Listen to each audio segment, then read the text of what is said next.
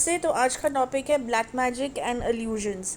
अब ये जो टॉपिक है ये बहुत ही इम्पोर्टेंट टॉपिक है और साथ में ये थोड़ा ट्रिकी टॉपिक भी है। जिन लोगों ने पूछा है इस बारे में, शायद उनके साथ ये चीज़ें हो रही हैं या हो चुकी हैं, या उन्होंने सुना है कि ऐसा कुछ चीज़ एग्जिस्ट करती है, तो वो लोग श्योर होना चाहते हैं कि ऐसी कोई चीज़ है। तो दीदी आप हमें बताएं, कंफर्म करें कि ये ब्लैक मैजिक और साथ में इल्यूजन का क्या मतलब है।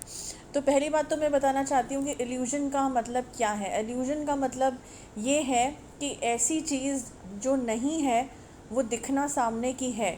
मतलब भ्रम क्रिएट करना, एक ऐसा झूठ क्रिएट करना जो नहीं एग्जिस्ट कर रहा है सामने, लेकिन दिखाया जा रहा है कि वो एग्जिस्ट कर रहा है, जिसको हम बोलते हैं भ्रम देना।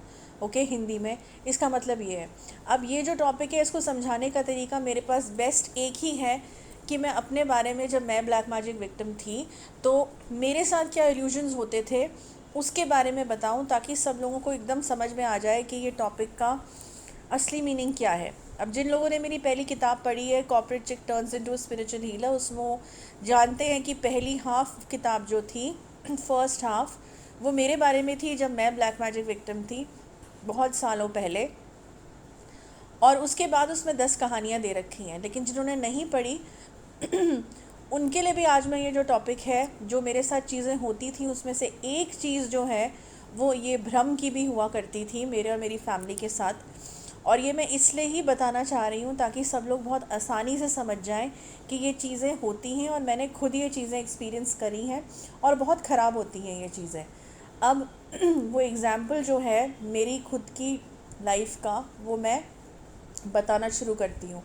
तो होता ये था कि जब ब्लैक मैजिक मेरे ऊपर था तो रात के समय में कई बार ऐसा लगता था कि मेरे घर वालों में से किसी को भी लग जाता था। कभी मेरे भाई को लगता था, कभी मम्मी को लगता था, कभी फादर को लगता था कि जैसे होती मैं अपने कमरे में थी, लेकिन ऐसा लगता था कि मैं कई बार मुझे कोई देखता था रात में कि मैं फ्रिज खोल के लिविंग एरिया की तरफ हूँ।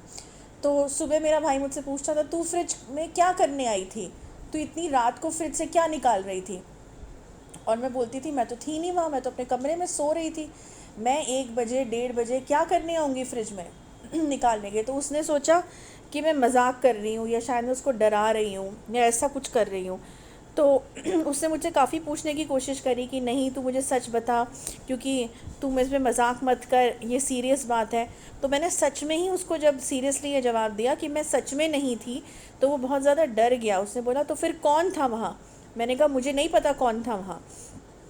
चलो, एक तो ये एपिसोड हुआ। दूसरा, फिर एक दिन मुझे मम्मी ने बोला, मेरी मम्मी ने बोला कि तू रात को किसको आवाज़ लगा रही थी, मुझको क्यों आवाज़ लगा रही थी कि मम्मी दरवाज़ा खोलो, मम्मी दरवाज़ा खोलो, ऐसी मतलब मेरी आवाज़ बना के कोई वहाँ पे बोल रहा था मम्मी के कमरे के बाहर रात में। यही टाइम था 1:32 के बीच में।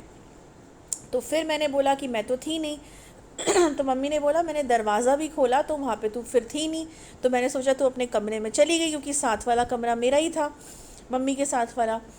जब मैंने वो चीज़ भी कंफर्म करी कि मैं नहीं थी, तो बहुत ही हैरानी हुई ये सुन के कि ये क्या हो रहा है घर के अंदर। और ब्लैक मैजिक तो चल ही रहा था, जिन्स तो मेरे ऊपर लगे ही हुए थे उस वक्त। तो फिर जब ये एपिसोड रिपीट होने लगे ऐसे, फिर एक रात मुझे अपने कमरे में आवाज़ आई कि जैसे मुझे मम्मी बुला रही हैं कि बाहर आना, बाहर आना, 1 मिनट दरवाज़ा खोलना।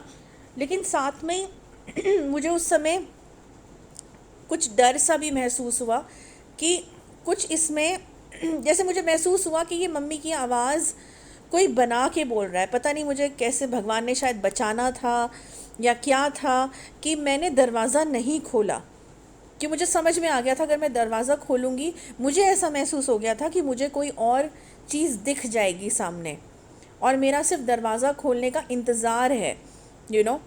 तो मैंने नहीं खोला और फिर अगले सुबह जो है वो आवाज़ होती गई 10-15 मिनट वो आवाज़ मुझे बुलाती गई। लेकिन जब मैंने नहीं खोला, मैंने और तेज़ अपनी चादर पकड़ ली थी और मैं लेटी रही और माँ का नाम बस याद करती रही, माँ काली का नाम याद करती रही। फिर वो आवाज़ बंद हो गई। अगले सुबह जब मैंने मम्मी से पूछा तो उन्होंने भी यही कहा कि मैंने तो ऐसी कोई तुझे आवाज़ लगाई नहीं। तो कंफर्म हो गया था कि कोई ऐसी चीज़ है जो हमारे साथ खेल खेल रही है घर के अंदर और भ्रमित कर रही है और कुछ नुकसान पहुंचाना चाह रही है। शायद मुझे कहीं ले जाना चाह रही है या शायद मेरे घर वालों को मुझे दिखा के कुछ करवाना चाह रही है। तो कहने का मतलब ये है, जो मैंने ये टॉपिक बोला इल्यूजन, तो ऐसी चीज़ें मेरे साथ खुद चीज़ें हुई हैं, तो ये चीज़ें एग्जिस्ट करती हैं। कई बार तुम्हें अपने घर वालों के रूप में कोई ऐसी ईविल स्पिरिट होती है जो तुम्हारे घर वालों का रूप ले लेती है और तुमको यहाँ से वहाँ पहुँचाने के लिए, कई बार घर से निकालने के लिए, या कई बार बालकनी में पहुंचा देंगी और सडनली फिर धक्का दे देंगी। इस तरीके की चीज़ें जो हैं ये बहुत कॉमन है ब्लैक मैजिक में।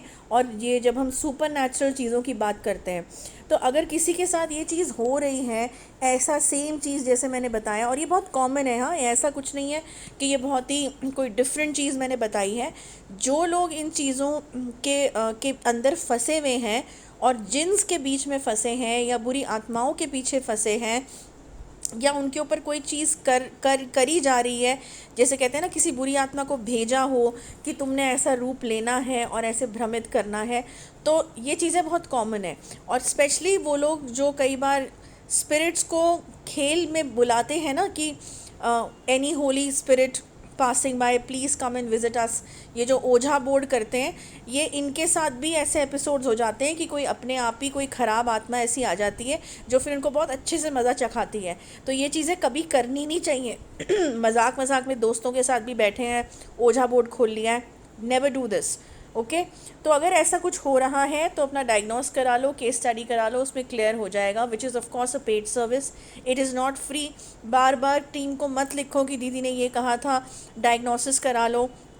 Then why are you asking for the diagnosis fee, because this is a paid service. ये मैं हमेशा बोलती हूँ, but I am repeating this again.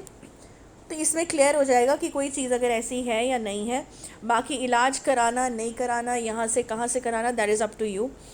तो क्योंकि ये देखो बहुत ही एक सीरियस चीज़ है, ये लाइफ अटैक है, ये लाइफ में सडनली एक्सीडेंट क्रिएट कर देना या कोई भी ऐसा मोमेंट क्रिएट कर देना, कई बार तुम्हें कब्रिस्तान की तरफ ले जाता है, कभी तुम्हें शमशान घाट की तरफ ले जाता है, ये ऐसी इविल स्पिरिट किसी का रूप धारण करके तुम्हारे फैमिली वालों का। तो ये बहुत डेंजरस चीज़ है, इसमें डिले मत करना अगर ऐसा कुछ हो रहा है।